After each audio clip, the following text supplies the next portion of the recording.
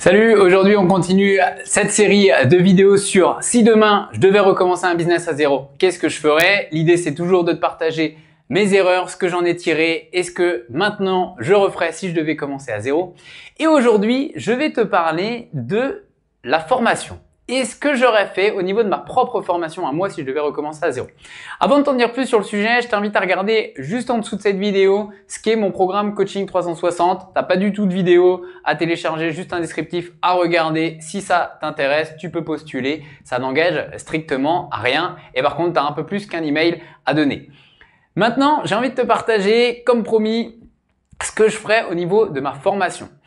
Pendant très longtemps, j'ai suivi des formations vidéo. Alors déjà, d'une part, ma première erreur, c'est que j'ai suivi des formations, plusieurs petites formations. Et ça, c'est la première des erreurs. C'est-à-dire que j'ai pas trouvé un mentor spécifique dans lequel je voulais suivre son chemin. C'est que j'avais plusieurs mentors, plusieurs personnes qui de temps en temps m'inspiraient. Et puis des fois, je passais à un autre mentor et puis je repassais à un autre mentor. Ce qui fait que j'achetais une formation par-ci, une formation par-là, une autre formation par-là.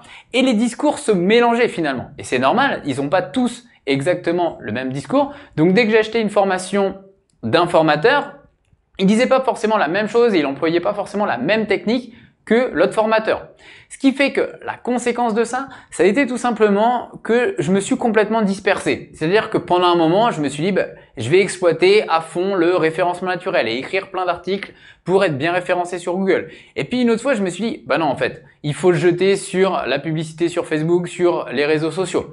Et puis une autre fois, non, finalement, c'est YouTube, c'est sur YouTube qu'il faut absolument aller, etc., etc., etc. Et ça aurait pu être une bonne chose finalement si j'avais su m'inspirer et continuer à exploiter chacun des leviers parce que chacun des leviers est complètement pertinent. Le problème, c'est de suivre une formation, d'appliquer à fond ce que cette formation a donné, mais il faut l'appliquer sur le long terme si on veut avoir des résultats. Mon tort et le tort de beaucoup de personnes à mon sens, c'est qu'on l'applique sur un trop court terme finalement sans avoir de résultats. Donc chercher une autre solution magique, donc suivre une autre formation finalement. Donc on va suivre une autre formation qui n'a pas de rapport avec la formation précédente pour complètement se disperser. Donc ça, c'est la première des choses. Le deuxième point, et ce qui est l'un des points fondamentaux à mon sens, c'est que finalement, je me suis rendu compte que j'avais pas besoin forcément de suivre une formation juste pour les connaissances. Et même toi, peut-être, tu es dans ce cas-là, tu penses que suivre des formations vidéo, c'est des choses qui vont t'aider, c'est certain, mais on ne suit pas forcément des formations que pour ça. Et c'est pas pour rien que de plus en plus dans le milieu de l'infoprenariat, les personnes qui vendent des formations vidéo vendent beaucoup d'autres choses à côté. Et finalement, de plus en plus, on achète pour ce qu'il y a à côté en plus de la formation vidéo.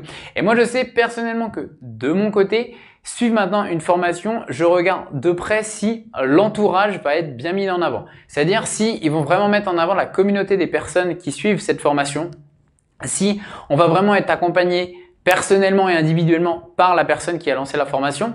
Et en plus, s'il va y avoir des rencontres physiques, si on va pouvoir échanger avec les personnes, si on va pouvoir vraiment être dans un groupe, se soutenir et s'amener vers le haut. Donc tu vois, ça va beaucoup plus loin finalement que juste des connaissances, apprendre de nouvelles connaissances en vidéo. C'est-à-dire que tu te crées finalement un cercle derrière qui va t'accompagner vers le haut. Tu connais sans doute déjà cette citation de Jim Rohn qui dit « Tu es la moyenne des 5 personnes qui t'entourent le plus ».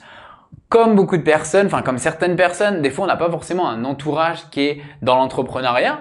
Et c'est comme ça, finalement, ça a plein d'autres bienfaits à côté. Mais il faut savoir s'entourer de ces personnes-là. Et justement, en intégrant des formations, ça serait l'une des choses les plus primordiales. Et troisième et dernier point, suivre une formation sur le long terme finalement. Et là encore, je reviens un petit peu au premier point, c'est de ne pas prendre une formation par-ci, une formation par-là. Ce que je conseillerais maintenant, c'est vraiment de s'abonner sur un programme qui dure au minimum 3 mois, qui dure dans le temps, parce que tu vas avoir le même discours pendant 3 mois, tu vas être focus sur cette seule et même formation pendant 3 mois, tu vas être focus avec les mêmes personnes pour le même type d'objectif pendant 3 mois et ça va te permettre d'aller beaucoup plus loin et de persévérer dans la durée. Plutôt que d'être seul devant une petite formation que tu as suivi en plus d'une autre et de pas forcément avoir le même discours. Donc suivre un programme au minimum sur 3 mois avec un coach, avec un bon entourage de formation, c'est clairement la première des choses, enfin l'une des premières choses que je referais si je devais suivre un business en ligne. Voilà, je voulais te partager mon retour moi sur comment je me suis un petit peu formé et ce que je referais maintenant si je devais le refaire. Si c'est quelque chose que tu recherches, je t'invite à cliquer juste en dessous pour en savoir plus sur le coaching 360 et on se dit à très bientôt. Salut!